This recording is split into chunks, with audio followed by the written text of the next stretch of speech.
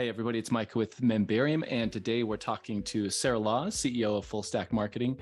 Sarah has a variety of experiences that are directly applicable to membership sites and courses, but especially masterminds. I want to ask her about that. But she's funny, she's savvy, so let's welcome Laws. Thank you. I feel like that was a great intro because I was going to start with my Membarium fez. I don't know how to explain what a fez is. It's like a hat with no brim, but it's got a bunch of internet marketing junk on it. So it's kind of fun.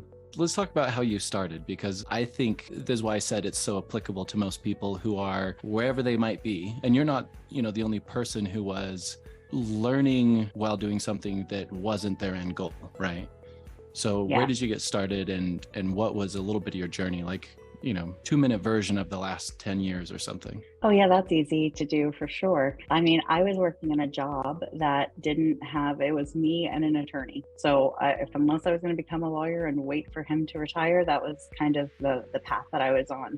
And I started a little side gig in an MLM business, as a lot of people find them in occasionally find themselves in. And it was like, I could just think bigger. I got into email marketing, and it was like, well, if I could just figure out a way to provide this service for everyone, like I'm using the system for myself, but if I could just deliver it to everyone, I could make more money and I wouldn't have to go on a Friday night and sacrifice time with my family. So I was able to just see the opportunity that was there. What creating a business, and this is, I didn't know at the time it was my end game in sight, but how could I have a business that allowed me to share my gifts with the world on a scale? And started an online membership site. I posted on social media, accidentally grew to 150 members real fast. The system wasn't ready for that. They were beta and didn't know it. And it kind of got a little bit crazy and hectic and long days and sleepless nights. But just having the tenacity to do it, starting a business, any business, is not easy. There's a lot of learning curves you don't know that are going to happen and be there. And I think providing yourself with, or surrounding yourself with, tools to help you accelerate your learning curve is ideal. So I've pivoted. I've worked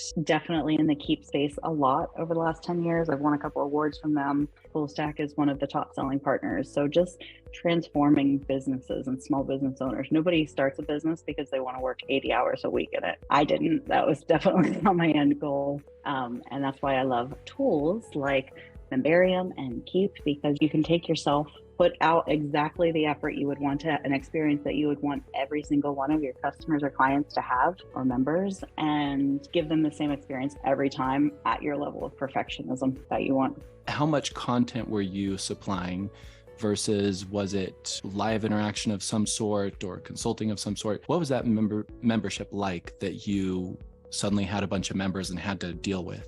Yeah, so that was a little bit more, now looking at it, more of like a SaaS for service, providing done for you services for them. So there wasn't a lot of interaction between the two. I think that in today's, that was 12 years ago, in today's environment, I always encourage people to pick their platform of choice. I, believe it or not, hate being on webinars and I hate doing videos, but I'm doing them all the time because I have to. But if you absolutely have to, and you absolutely hate it, what are you comfortable putting out there, right? Is it content? Is it PDF? Is it not live calls because they make you nervous? And I think just understanding ourselves and as business owners and what we're comfortable with, and everybody will tell you, go out on a million different platforms. Just pick one. Where are your people hanging out? That's probably where you're hanging out already anyway. So yeah, maybe you could look for an audience on Facebook and Insta and TikTok and YouTube and yada, yada, yada, yada. But what's the one thing that you're actually going to do and implement, and do it straightforward? You have given a talk many times on, you can have a little bit of project A that you're working on, a little bit of project B and a little bit of project C. And if you don't stick with one thing consistently, you'll never finish it and it'll never be what you actually want it to be. So let's talk about Masterminds, because you've been so in and around memberships and courses and masterminds from when I've known you from the beginning, because I think we were in a mastermind together initially, and then later I went to some of yours and so on, and just kind of mutual friends. Mm-hmm. When should somebody who has an idea, let's say they're some sort of expert, right? The typical membership site owner who thinks they can put a community together and make some money, when should they implement a mastermind?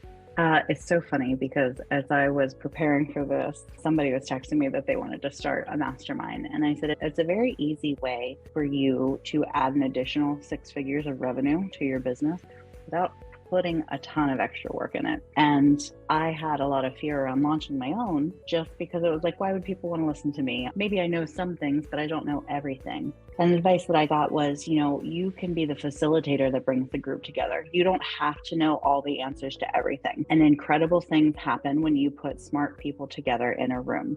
I say launch a mastermind maybe even before you have a real product. There's so many things that you can learn from the group. And making sure that you are doing all the things of running an effective mastermind, right? I've been part of ones that are like, oh my goodness, how are they even calling that? And the term mastermind nowadays can get confused with group teaching and things like that. But the ones that I run are just purely hot seat based. So small groups of people, they come together, they have their time, we're solving their challenge. And it's not I'm solving their challenge, that's one-on-one coaching. But in a group setting, you provide the facilitation skills. And I think everyone should be in a mastermind group. And I think everyone should run a mastermind group. Yeah, the mastermind groups completely changed my entire life. Perfect. Let's go into it a little deeper then, because if you're saying, okay, oh, do it right away. Somebody says, crap, now I got to make a mastermind. That's my next thing to do. Sarah said so. What did they do? What did you do? I reached out to my network, just very strategic, not lazy. Shot out some Facebook messages. Hey, I'm thinking about putting a group of people together. Would you be interested? You probably have people in your network, right? Whether there's LinkedIn or Facebook or whatever that you can reach out to, or clients. It's a great way if maybe somebody is an author or a coach or speaker, you're gonna have an audience and they want to hang out with you. If they're following you and listening to your stuff, they want to come and hang out with you. And it can be as casual or as sophisticated and complicated as you want it to be. When you went to build a course, obviously people listening to this, they either have one, they want to make one, they want to make more. What were some of your considerations as far as length of content, price? What problem were you really trying to solve with this? Did you have other courses in mind that you were modeling? Were you just like, well, this is what I want to do and what it's worth? How did you do it? So I initially launched sort of Jeff Walker product launch formula style. I sold it before I built it. I knew what I would do and the questions that I would ask, but I didn't know what my audience would know or ask. I had ideas, but that doesn't mean that they were correct. So I launched it where we did a 7-week course where I would create the content each week and then deliver it and then have open Q&A and homework for everyone. So that helped me sort of build the foundation for what I wanted to do. Then obviously that was recorded content and I could put it into a membership site. However, that's not like my main focus or one of my main things. It's a revenue stream for me. It's having courses isn't my main money earning product. And for years, I was opposed to putting it on a platform that I didn't own. However, then I went through a platform that I didn't own and put a course on Udemy. And going through their process of just setting up the tips that they have along the way was an interesting experience. I still think it's sort of a beginner level, and having your own content on your own platform is the absolute best, right? I lose SEO, traffic, everything if I send somebody to a different site. But just like a quick and dirty, put a course up, I could do it. I was capable of doing it. I could get out of my own way. It hand guided me through the process in a way that I had just not seen put together before. So I took an hour to put together the content. The course is about an hour long. I get feedback from it regularly, and then I accidentally sell key apps through it because I'm showing the system that I'm using to run my mastermind groups or build a virtual summit and things like that. So it was so many times. And if people are just new in here, you're going to have a million ideas. There's a million different ways that you can build a membership site, a million different ways to try different things. And you really just have to do it. Take that first step, move any hurdle out of your way, whether it's you don't want to be on video, just screen record and have your voice. You don't want to just stop making excuses and get out there and do it. I love Membarium and being able to customize and do all the fun stuff. If you didn't watch this video, tag them this way and all of those things. But if you're not there and you're not at that level yet, just do something. Just effing launch. Again, thank you for these answers, because you're so, I think, relatable to somebody who's coming in and just wants a simple answer, no fluff, just keep the BS out of the way. And of course, I want people to use Membarium, right? Oh, yes, software subscriptions for me. But if it's going to get in the way of launching your course, like you did, go launch it on whatever platform is going to be helpful and learn through the process, because initially you're not going to be able to take advantage of all the bells and whistles anyways. Let's talk about community though, because you have done a great job, for example, in the Keep community of positioning yourself, positioning your company, just everything you've ever done. You have a way about you, right? You're very networked, very social. Somebody building a membership site, how or when should they bring in community? What have you done with that aspect? Because I know you're part of other people's communities. What would your advice be, though, for somebody to have a community? Because I'm sure you're building them for clients and things like that.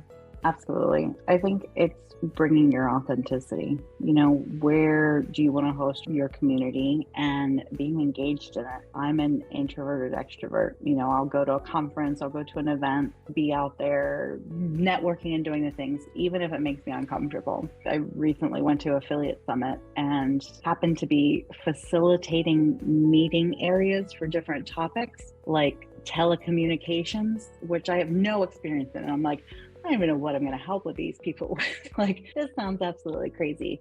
But just saying yes to something that was slightly outside of my comfort zone gave me forced networking. And like I said, people, if you're the influencer in your community or arena, people want to be connected with you. They want the real you. I've always said, like, if I show up on stage and I'm presenting and I'm wearing a pearl necklace and high heels and a dress, like, that's not who I am. Like, I'm jeans and a t-shirt kind of girl. And there's nothing wrong with that. And luckily today, I think some of the influencers out there are really bringing that to light. You don't have to pretend to be something you're not. You don't have to have all of the answers. If I gave a presentation live last week and I didn't have all the answers, someone asked me a question, I was like, that's a great point. I hadn't even thought of it, hadn't considered it. Where even in the past, I've shared, like, it gets scary for me sometimes still. I definitely don't have it all figured out. I don't have all the answers to everything. I'll get nervous before I send an email to my list. And it's like, can I just hit send? What if everything goes wrong? What if it goes horrible? And it's like, you still just have to press play and press past those fears. I say all the time that on the other side of fear is greatness. So if you can get over whatever trick or hack that you have to do to get out there and just do it, have conversations, be engaged in your community. Don't just post silly memes to get interactions. Be real, make real connections, and the community is going to come. When, I would ask, should they start doing that? Is that something to do from the beginning or Absolutely. later? No, I think absolutely from the beginning. You're probably already hanging out where your ideal members or clients are going to want to be, and just being active in it. And I don't mean sitting on Facebook for 10 hours a day and commenting on things. I mean putting out intentional pieces that will get engagement and conversations going. And it doesn't matter, like, I treat everything like I'm working with one person. If I give a presentation to an entire room, my whole goal is that one person can take one thing away from that and implement it and get value out of it. So when you think one-to-one, even while serving one-to-many, everyone's going to feel that. And I have very selfish intentions of, I want everyone to be wildly successful. It's selfish of me because sometimes I say, hey, let's just fly to Vegas and see Usher in concert. And my friends can do it because they're wildly successful. It's not like, oh, hey, what's happening? I'll have to check in with somebody else or figure these out. We can just do, and that's the creating the life that you want. Putting yourself out there, being the person that people with Keep. I've won most helpful partner 3 years in a row. And I genuinely just want to help people. And I think that anyone who has good, pure intentions of whatever their gift is to share with the world, that success can come to them when they're putting out good in the world. If I was just putting out negativity all the time, I'm not sure that I'd have the life that I do. Let's say somebody's listening to this and they are stuck somewhere in the process. A few times you've talked about how you've been stuck and then you came to some sort of moment or whatever and decided, F it, I'm going to go. How do you get other people through that? So I'm sure you've had friends who are stuck. What is that conversation like? If somebody here is your friend and you're like, hey, listen, I know you're whatever, worried, scared, afraid, shy. What do you say? I mean, you just have to do it. Find out what drives you. Like, if you said to me, Sarah, I just want to do this, but I'm scared that this is going to happen. It's just like, you just have to do it. Anytime you will have somebody in your life, whether you really know them or they're just an online colleague, friend, or whatever. When I'm having a bad day, those are the people that I go to. Or everything's going terribly wrong in my business. That's why I say be a part of a mastermind group. If you don't have that person, definitely find one. And it doesn't have to be your industry specific. You will get ideas from that. So having people in your back pocket that you can go to and be transparent with, that can be there and cheering you on. I will get questions all the time. And I always say, if you can shoot me a message and I can help you solve life, it just seems too big. It's easy for me because I'm outside. You're inside the jar and the problems seem so much larger than they are.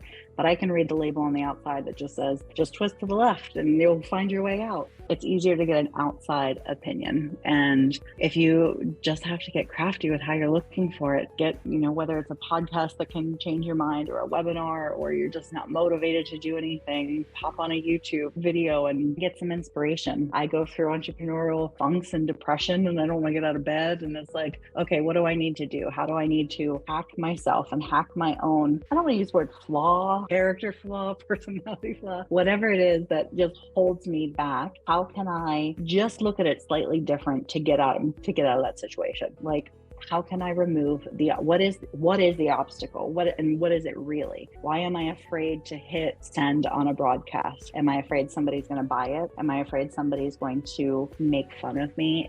I did an activity a year and a half ago, and this is a little more woo than I usually am, but I just wrote down everything I was afraid of. And I did it. It took a couple of weeks. New fears would come up as new situations presented themselves. And I just had a Google sheet or a Google Doc going on my phone. And then I just talked about them.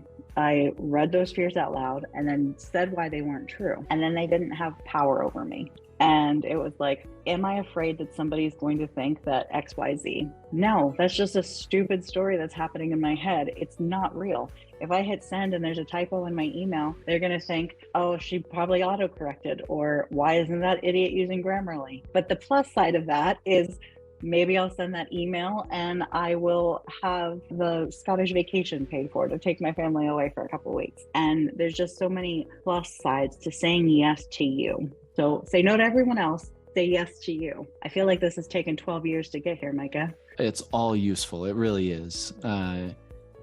I guess where I want to kind of wrap up is, first of all, was there anything you had in mind that you wanted to talk about when thinking of memberships and courses? Both things give you the ability to live the life that you want and share the gifts that you have. So whatever might be holding you back or stopping you from just doing it, just do it. It doesn't have to be crazy and complicated. Just put it out there. Put it out into the world of you're going to do it. Start a weekly session and get a couple people in there, or don't pretend like the people are there and create your content. Just don't wait. Life is happening right now, whether you're creating the dream business that you want or you're not. And I would love for anyone listening to 6 months from now say, man, I'm so glad I just hit play. Beautiful. Well, how can people connect with you if they want to know more about you or check out your course or just no access? There's that you'll never be able to find me again. Google me, I dare you. No, I'm just kidding. I'm on social media. If you have, I shouldn't say that. I'm on Facebook. I'm on LinkedIn. If you have a specific question, feel free to email me, Sarah with an H at fullstackmarketing.co. Just connect. For really pretty much anyone, if I can help you solve the biggest challenge in your life over a 5-minute text exchange, I'm here for it. That's amazing. Well, Sarah, thank you so much. Yeah, thanks for having me. Yeah.